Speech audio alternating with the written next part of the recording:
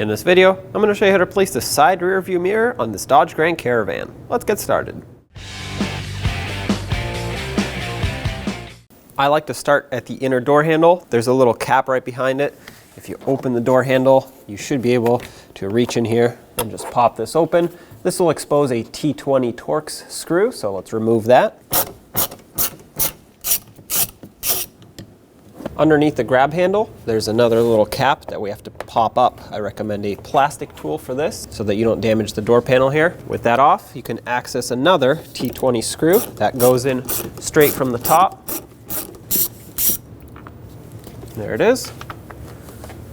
Up in the corner here, we have to pop off the sail panel. That's what this is called. Use a plastic trim tool, pop it off from the top, and then pop it off from the door panel here. Now with everything off, we're going to use a larger trim tool, also a plastic one, and we're going to want to pop out the bottom first, pop out the clips that are behind this. So you're going to want to stick this in and just pry.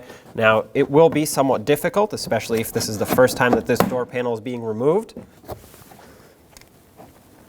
Oh.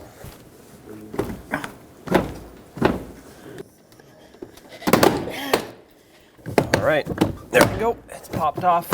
When you first pop it off, it's going to be very difficult, and honestly, sometimes it could even take two people, one to hold the door, one to pry away.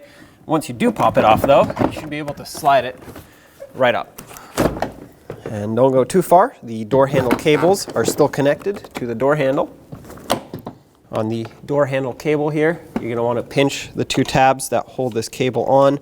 You can use a pocket screwdriver to pry them in and get this to slide through its opening.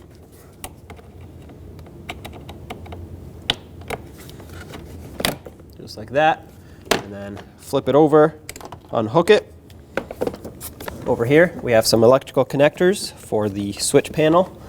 Just push on the little tab and unlock the connectors. If you want to, you can also pop the switch panel up and through the door and get them from the other side. If your vehicle is equipped with it, you'll also have this courtesy light on the door. Unplug that, and you can pull the door panel away. Now with the door panel off, you can see the mirror connector here. Now this vehicle is not equipped with turn signals on the mirrors or power folding mirrors. If it was, it would have another connector here. So whatever you have, disconnect. It's either one connector or two connectors. Follow the wire up. It should have a retainer right over here. Pop this off carefully. Now I'm going to use a 13mm socket, remove this bolt here that holds the mirror in place. Now it is still clipped in. It's a good idea to hold it, but it is still clipped in, so it won't fall off the door once this is off. There we go. Now come over from the outside and just pull it out. It just has a plastic retainer here, this one, that has to basically slide through. Squeeze the two tabs or just pull on it. That should also release it. There we go. Now pull the wire through. And there is your mirror. Now take your new mirror, slide it through, or slide the wire through. Then you want to line up bolt hole so that you can secure it with the bolt. Thread that on. Now you should be able to let go of the mirror. Since you're here, clip that wiring in so that it stops moving, and then let's finish tightening up this bolt. As you tighten it up, you'll notice the mirror wants to squish up against the door. That's normal. It's that gasket sealing up. Now you don't want to over tighten it. Just snug it up so that the mirror doesn't move, and of course that gasket makes a nice tight seal so you don't get any wind noise or water leaking into the door. Now plug in the wiring harness. If you had two connectors, plug in both. This vehicle only has one, so I'm only going to plug in one. Plug in the courtesy light if your vehicle is equipped with it. And then right here, there's a power window switch for the rear quarter windows. Plug that in, make sure it clicks. These two plugs, since I removed the switch panel, I'm going to just put through and connect them once the door panel is on. However, if you did not remove the switch panel from here, you would plug them in right now. Lastly, we have the door handle cable, which has to hook in on the door handle like that. And then once it's slid in, flip it over, pull on it, slide it through the opening, make sure it clicks. Now bring the door panel in, make sure the lock indicator actually pokes through. If it's unlocked, it'll be easier. to C, and then hook it up and over the inner window seal. Push it down. Once this lines up, you can make sure that all the push clips all around are lined up, and then push it in.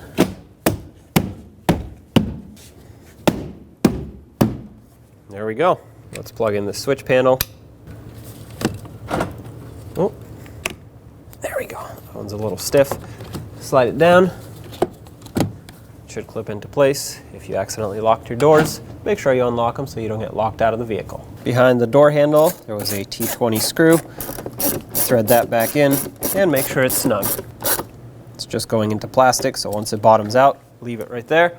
And don't forget to put on the cap that hides it. Press that on. And right by the grab handle, there was another T25 screw. Thread this one back in as well. This one is also threading into plastic, so once it bottoms out, snug it and leave it right there. And of course, don't forget to put on the cap to cover the hole. There we go. Up at the top here, don't forget the sail panel. Slide it in and clip it on. When only the best will do, demand TRQ. The only company that lets you view before you do. TRQ is committed to offering the highest quality aftermarket auto parts that are engineered for peace of mind. Thanks for using and viewing with TRQ.